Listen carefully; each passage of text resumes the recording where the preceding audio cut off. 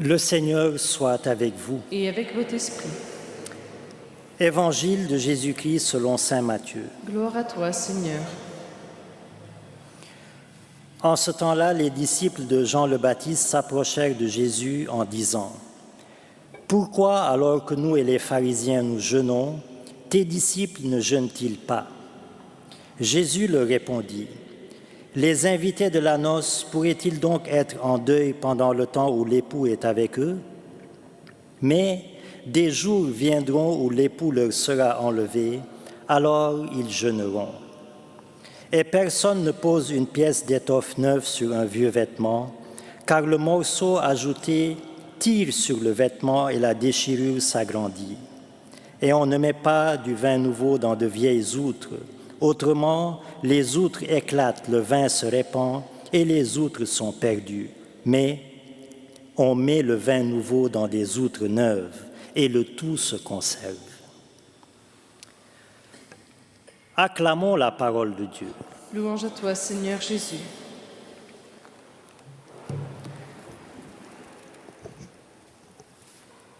Je le disais tantôt, la première lecture est magnifique d'espérance.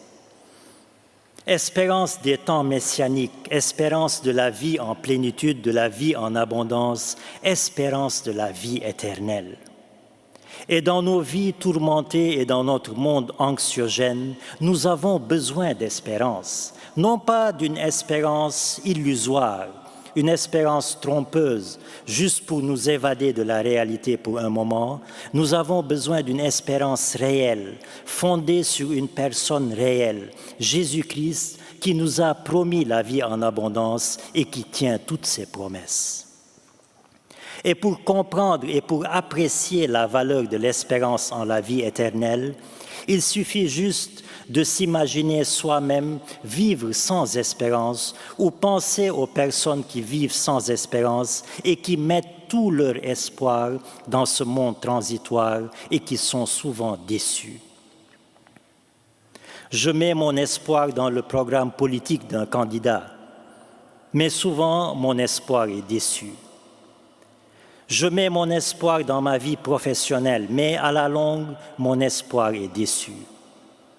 Je mets mon espoir dans une amitié ou dans un amour que je pensais solide, mais à la longue, mon espoir est déçu. Je mets mon espoir dans la consommation compulsive, mais à la longue, mon espoir est déçu. J'invente toutes sortes de plaisirs sains et malsains. Je multiplie mes relations amoureuses. Je brave tous les interdits, mais en vain. Bref, frères et sœurs, mettre tout son espoir dans ce monde, c'est accumuler des espoirs sans cesse déçus et tomber alors dans l'impatience, l'angoisse, la colère, etc. Mais ces espoirs de bonheur qui sont sans cesse déçus sont quand même le signe que chaque être humain indistinctement, qu'il soit croyant ou non croyant, est naturellement habité par une espérance de bonheur. Le croyant en prend conscience et vit d'espérance, le non-croyant n'en a pas encore pris conscience et vit d'espoir sans cesse déçu. Mais vivre d'espérance, ce n'est pas vivre sur terre dans la morosité en attendant quelque chose de meilleur, en attendant la vie éternelle.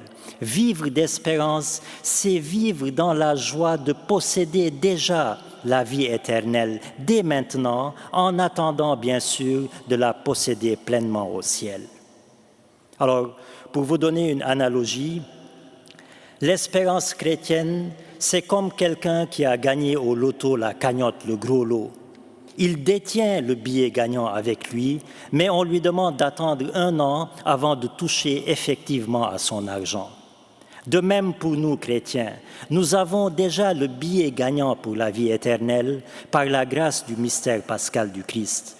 Nous détenons déjà la vie éternelle, mais nous devons attendre le temps de notre vie terrestre pour entrer effectivement en possession de la vie éternelle. Et pour le gagnant du loto, comme pour nous chrétiens, ce temps d'attente est un temps de joie, puisque nous possédons déjà ce que nous attendons. Et le fait de posséder déjà la vie éternelle en nous nous pousse à agir en conséquence en menant une vie chrétienne charitable, vertueuse et digne d'une telle espérance. Alors, frères et sœurs, désormais, qu'aucune crainte, qu'aucune peur, qu'aucune angoisse ne nous trouble au point d'en oublier l'espérance qui habite à nous. Rendons grâce à Dieu pour cette espérance et marchons à la lumière de cette espérance en regardant toujours au-delà de notre monde. Car dans ce monde, les espoirs déçoivent souvent, mais comme le dit saint Paul, l'espérance ne déçoit jamais. Amen.